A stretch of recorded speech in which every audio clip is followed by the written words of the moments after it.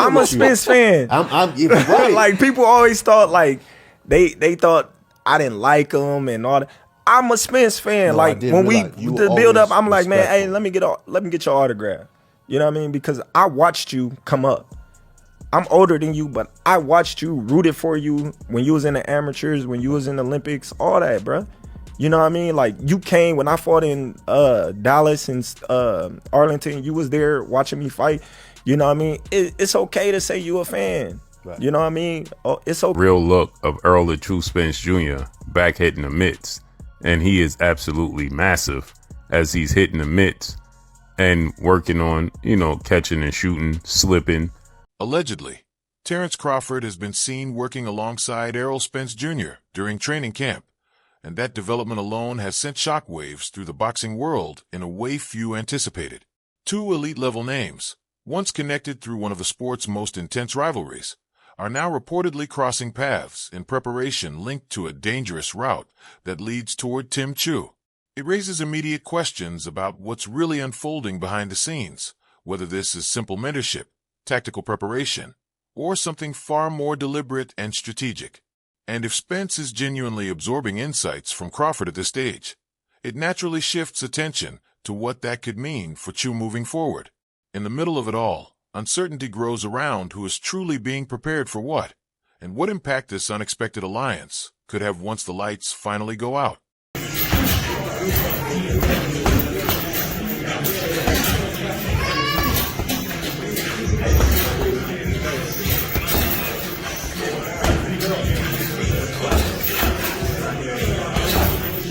That's why he switched back. He had the Cuban coach, and I felt like that wasn't going to work out well for him because he can't learn that type of style that, the Cuban coach is teaching. That's more cultural, more, rhythm and things like that, and things that I feel like he don't have.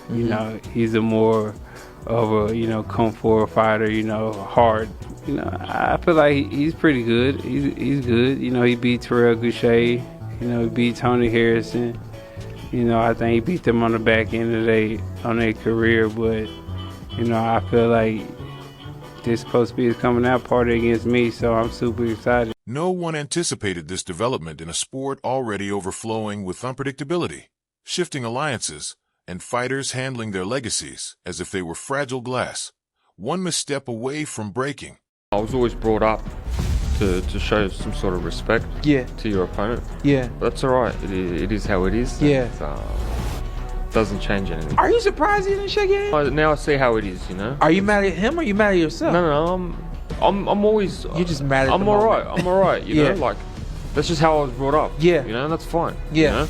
Yeah. But, Yet here we are, witnessing one of the most surprising training camp developments in recent boxing memory, with Terence Crawford and Errol Spence Jr. now connected within the same preparation environment at a time when all eyes are also turning toward the growing pressure surrounding Tim Tszyu. If Errol the True Spence loses this fight, it changes everything. Errol Spence has been out the ring almost 3 years, and he's coming back to fight Tim Tszyu in Australia. And if you know Errol Spence, the man don't do no tune-ups. He goes directly into the smoke, directly into big fights. But here's the problem. Tim Tszyu, he has been active. Yeah, he got his ass kicked by Sebastian Fundora, but he rebuilt himself. He fought about 3 cab drivers in Australia. At first glance, it almost seems unthinkable, like 2 rival chess grandmasters calmly breaking down each other's strategies in the same room without turning the board over. But boxing has a way of blurring the line between the impossible and the routine, especially when top-level fighters begin orbiting the same high-stakes opportunities and major payday timelines. You feel about the return of Errol Spence? I'm glad he made the conscious decision to return. And I think it's a smart return because it's also against a guy who was on the way up there, who made it to the top, but had some struggles. And now he's on the incline trying to get back up too. So it's 2 guys trying to get back up. I think it's a great situation. But the biggest thing I got to say that I love about Errol Spence is that Errol don't want no easy fights. He's always been that guy, even in the amateurs, and I've always had respect for Errol Spence because he's a real fighter. What makes this situation even more intriguing isn't just the names involved, but the timing that doesn't quite line up cleanly on paper. Errol Spence Jr. is moving through a serious return phase after time away from competition, re-entering an environment focused on rebuilding sharpness and rhythm. Terence Crawford, already positioned at the very top of pound-for-pound conversations, continues to remain active in the sport's elite landscape, staying observant and fully engaged. Meanwhile, Tszyu stands in the role of the dangerous pressure fighter, patiently waiting for his opportunity, while watching everything unfold like someone trying to read a storm before it reaches land. In the middle of all this, training sessions start to carry a different kind of significance. When elite fighters share space, nothing stays ordinary for long.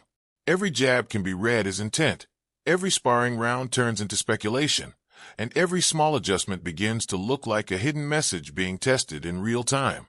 After a long stretch away from the ring, Spence's return hasn't been presented as a traditional comeback story, but more as a technical reset centered on precision over attention or hype. That shift becomes even more compelling when considering the broader presence of Crawford within the same orbit, adding an almost ironic layer to the entire situation. Obviously, I know you're favoring Errol, but when that fight comes with Tim Tszyu, do you think that for the fight fans, we're going to see not just the Errol Spence that we all grew up and watched, but maybe a different version or just a different tier that maybe? Yeah, we're definitely going to see a different version of Errol Spence. And I feel like he's going to be better than he was in the past. And what I mean by that is, first round knockout coming soon. When Tim Tszyu is going to sleep, man, the boy ain't got nothing for him. That's what I was saying. I just feel like Errol Spence, he's going to be a great fighter. He's doing the thing. I see him in camp.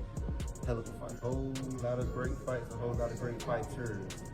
A fighter who once shared the ring with Spence in one of the most highly anticipated matchups in modern boxing history now finds himself in the same broader narrative space, offering support, perspective, and a reminder that elite-level sharpness can be maintained even outside of rivalry. It creates an unusual dynamic where competition and mutual respect overlap so tightly that the line between them begins to fade at the same time.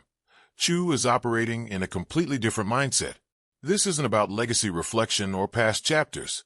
It's about forward pressure, the kind that intensifies when analysts, commentators, and former fighters all begin questioning whether a returning elite like Spence can immediately handle a rising challenge, or even what version of Spence will actually step back into the ring. Some point to ring rust and long inactivity as clear concerns. Others argue that elite fighters don't lose their core identity, only their timing. And there are also those who believe time away can refine a fighter, removing unnecessary habits and forcing a sharper return to fundamentals. Inside training environments, that debate doesn't need to be spoken aloud to be felt. It naturally hangs over everything. But get this, only one person whooped Errol Spence ass, and that is an all-time great by the name of Terence Bud Crawford. But this right here is different. I don't agree that the man is washed. I think the man has taken care of his body, he's sober now, and he's came back to the game in the best shape of his life. But get this, if Errol the True Spence does take that L, well, I must say, it's over for my brother, and I say that respect. Because sparring never lies completely, but it also never reveals the full picture. A fighter can look dominant one session and slightly out of rhythm the next, and suddenly the entire online narrative treats it as a permanent truth. That's the unusual reality of modern boxing analysis, where a large portion of the sport is judged inside training rooms, while the rest is shaped through interpretation and opinion. Adding another layer to this is the impact of coaching changes and technical adjustments. Spence, now working under fresh guidance, has sparked real curiosity about whether his approach will shift toward more structure, controlled movement, and disciplined jab usage, or whether he will still lean on the aggressive rhythm and confidence that defined his prime years. And the jab, above all else, keeps coming up in discussion, because when Spence is able to establish it in control range, it dictates the entire flow of the fight before the opponent even fully adjusts for Spence. That process is being closely monitored, because his return isn't happening in a gradual rebuild or safe matchup. It is unfolding directly into conversations about elite opposition, where expectations are immediate and patience is extremely limited from both fans and analysts alike. would be too much for Tim Tszyu. I'll say it right now. Tim Tszyu, we've seen all of the talks about him bringing Errol Spence back into the fold. I think the game misses Errol Spence. I think boxing needs Errol Spence. And I like this fight, and I like the fact that Tim is obviously coming off a win. Even though it's not a current champion, like Errol Spence probably wanted, when he first started talking about coming back, he wanted to fight Sebastian Fundora, which now everybody's looking at, he's a hard guy to fight. Wait a minute. But that's how Spence is, No tune-ups. Right, but even though he's not fighting a champion, Tim Tszyu ain't a tune-up. Of course You know what I'm saying? He's actually a very skillful fighter. For Tszyu, the challenge is completely different. It becomes a test of whether activity, momentum, and consistency can outweigh reputation, experience, and legacy at the highest level. For Crawford as well, even if only indirectly, his presence still hangs over the entire discussion, because once a fighter has shared the ring with someone of that caliber, comparisons tend to follow automatically. Even when they don't fully apply to the present moment, as the narrative continues to grow, analysts remain divided into separate camps. Some argue that experience and ring intelligence will ultimately dictate control of the fight. Others believe that youth, pressure, and consistent activity will set the pace and shape the outcome. A smaller group suggests everything comes down to whether Spence can fully rediscover his best version, the kind of peak form that once defined him at the elite level. With every new update, the situation becomes less clear rather than more defined. Each detail seems to introduce new questions instead of final answers. And that is exactly why this story has drawn so much attention. It is not just about training clips, predictions, or perceived form. It is about what happens when elite careers intersect at different stages of momentum, where one fighter is rebuilding, another is preparing for high-level competition, and another stands as a benchmark reminder of what peak performance looks like when everything aligns. Come on. 1, 2, 3, 4, 5. Up top.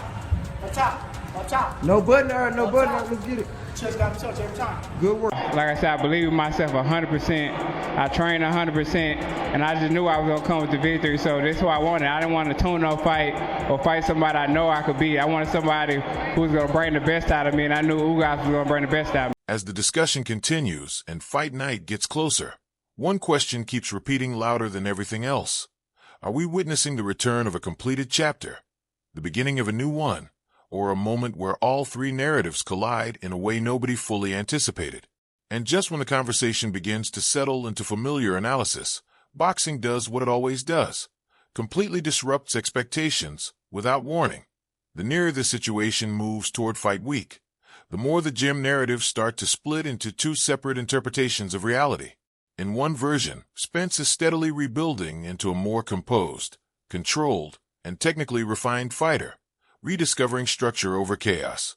In the alternative view, the real uncertainty lies in whether that skill set can still switch on instantly under real pressure after time away from elite competition.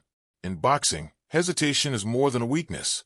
It becomes a resource that gets drained quickly the moment clean shots start landing. Meanwhile, Tszyu's style adds another layer of volatility to the equation. He is not a fighter who waits for openings to appear. He forces them into existence through pressure and sustained aggression. His forward movement is designed to compress space, and his combinations are meant to turn defensive reactions into survival situations rather than tactical exchanges. And it's Al Heyman calling these guys to come back, man, because we needed something up in the sport. This is beautiful. And I'm very honored and grateful to be in the position I'm in while all this is happening. It's a dream come true. Errol Spence, Australia, Tim Tszyu. Heck yeah. I really want to see him win.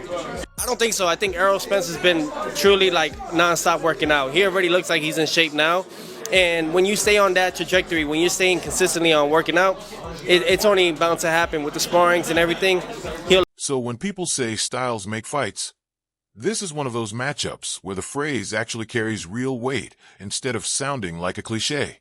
In the wider narrative, Crawford's name still lingers in the background like a constant reference point that cannot be ignored, not because he is directly part of this fight, but because his level of skill has reshaped how every fighter connected to that orbit is now evaluated. Once someone has operated in that kind of technical environment, every later performance gets compared back to it. fairly or not, that's part of what makes Spence's current stage so compelling. He is no longer being judged purely as a champion or active contender, but as a fighter measured against who he was after experiencing the highest level of opposition the sport can offer, and as an unintentional central figure in a narrative that was never truly framed by him. Still, inside the gym, none of that external noise carries any weight. Within those walls, everything comes down to timing, balance, reaction, and trust. Trust in the body, trust in the eyes, and trust in the habits built through years of repetition. It's the part of boxing fans rarely see. The quiet rebuilding phase where a fighter doesn't look like a headline, but like a student again, refining the smallest details that never make it to highlight reels. But he brings a big stick to the battle. And you know, when you deal with Errol Spence, you got to bring your lunch pail because he's going to bring it and he's nothing to play with. Obviously, being 36 years of age, being off as long as he hasn't had the tune-up fights. And by the way, I need my tune-up. Give me my tune-ups because boxing is hard. I need my tune-up because I need to sharpen my tools. I want to make another paycheck before I make the big paycheck, but that's just me. I need my tune-ups, but I respect this brother because he's not with the tune-up. And you got to know who you are. If Errol knows that I can't really get up for that guy, then I can only get up for these type of guys. You gotta know your... Observers close to Spence's preparation have noted a version of him that appears less focused on dominating every exchange and more centered on sustaining performance across full rounds. That subtle adjustment carries significant weight, as it points to a fighter who recognizes that a high-level return is not built on isolated explosive moments alone, but on managing the pace of an entire fight without draining energy too early. But Tszyu doesn't allow that kind of comfort. He disrupts rhythm, transforms patience into urgency, and drags opponents into exchanges they never intended to have simply by maintaining constant presence and pressure until openings appear. That is why analysts keep circling back to the same central question: whether Spence can stay disciplined when the tempo becomes uncomfortable.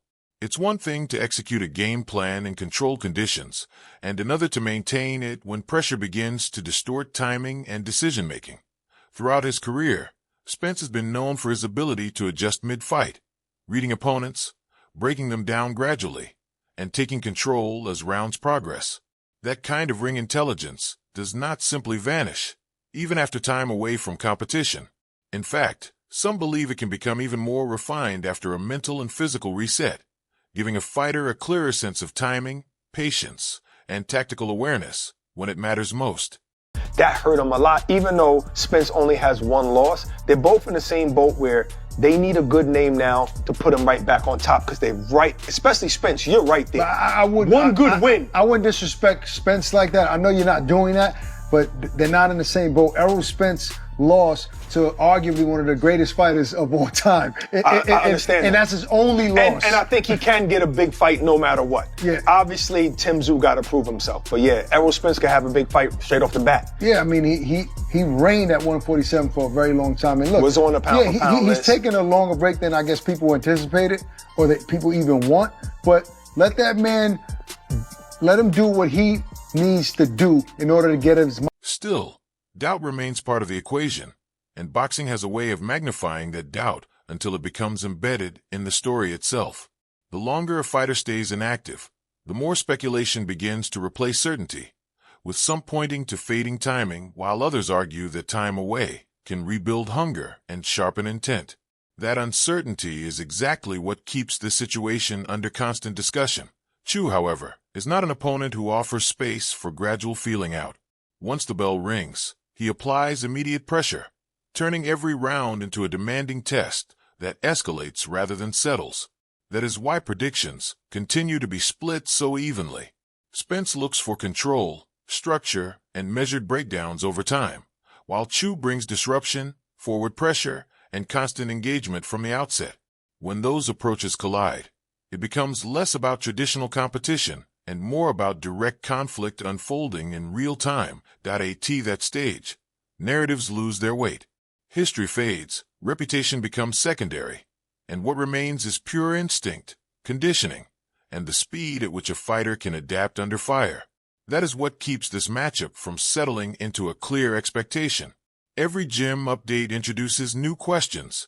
Every interview adds another layer of tension, and every analysis opens up another possible outcome. As fight night draws closer and anticipation reaches its peak, the only consistent conclusion is that nothing about this matchup is straightforward.